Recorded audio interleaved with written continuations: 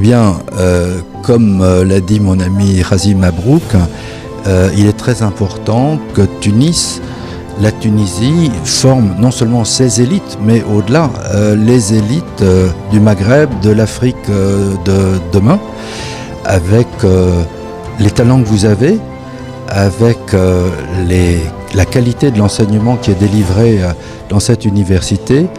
Ces élites de demain ont toutes les cartes en main pour réussir, et pas seulement en Tunisie ou dans leur pays d'origine, mais ailleurs si elles le souhaitent. Et moi je suis convaincu qu'on va vers une intégration croissante entre l'ensemble européen, le Maghreb, l'Afrique. C'est le pilier central de l'économie de demain. Et puis à l'ouest vous avez les Amériques avec les États-Unis, à l'est vous avez la Chine qui cherche à étendre son emprise, et au milieu vous avez cet axe central Europe, Maghreb, Afrique, qui a toutes les chances s'il parvient à bien s'organiser, d'où l'importance de ces MBA. Alors c'est mon exposé de demain, mais je vais déjà vous donner une petite indication. Je pense que l'avenir de la Tunisie est dans la main des Tunisiens. Vous êtes un exemple de transformation démocratique qui a impressionné pas seulement l'Europe, mais le monde entier. Vous avez un partenariat avec l'Union européenne qui est en cours de renégociation. Il faut que cette négociation ambitieuse réussisse, parce que ma conviction profonde est que nos destins sont liés. La réussite de la Tunisie sera un message formidable pour le monde entier, pas seulement pour le monde arabe, pour l'Europe aussi. Et donc nous avons un intérêt profond à vous aider à réussir. Soyez confiants dans votre avenir, il vous appartient, et nous sommes à vos côtés, nous les Français, nous les Européens, pour vous aider à transformer l'essai de la démocratie vers la réussite économique. Alors il faut savoir d'abord que les procès, il y en a des dizaines engagés par les Américains eux-mêmes, les États, les villes, les grandes organisations, pour imposer à travers des décisions de droit aux États-Unis, au gouvernement américain, de respecter les engagements qu'il a pris.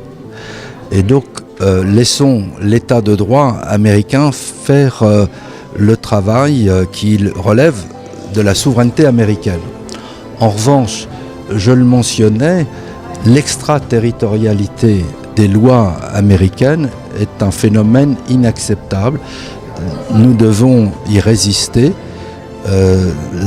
Les États-Unis ne sont pas les arbitres et les shérifs de la planète. Nous avons par exemple signé un accord nucléaire avec l'Iran, États-Unis, les trois Européens, Royaume-Uni, Allemagne, France, la Chine et la Russie. Nous voulons, nous, continuer à mettre en œuvre cet accord. Et c'est très important pour la paix au Moyen-Orient et au-delà. Les États-Unis veulent nous interdire à nos sociétés de le faire, de continuer à intervenir en Iran. Nous estimons que c'est inacceptable, qu'il faut sauver l'accord. Et nous allons nous battre dans ce sens. Et nous pensons que c'est un service que nous rendons ainsi à la paix mondiale. Ce n'est pas une certitude, mais c'est une possibilité. Parce qu'on est engagé dans un bras de fer entre le président Trump et le président Xi Jinping. Et cette confrontation peut aboutir à un accord, y compris dès les semaines qui viennent, ou au contraire à une rupture profonde.